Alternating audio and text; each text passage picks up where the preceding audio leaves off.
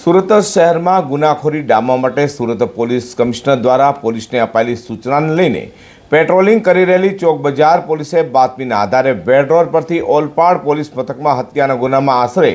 2 મહિનાથી નાસ્તા ફરતા આરોપીને ઝડપી પાડ્યો છે।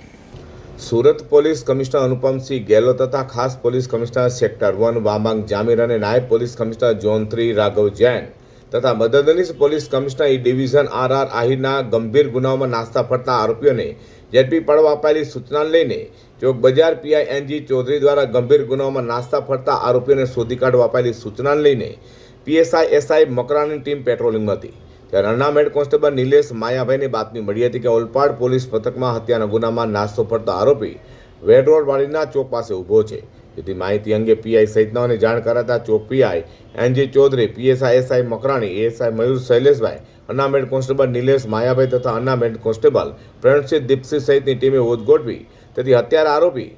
એવો મૂળ મહારાષ્ટ્રના જલગામ અને હાલ વેડ રોડ પરના વિરામનગર સોસાયટીમાં સ્વસ્તિક અપાર્ટમેન્ટ વિભાગ 2 માં રહેતા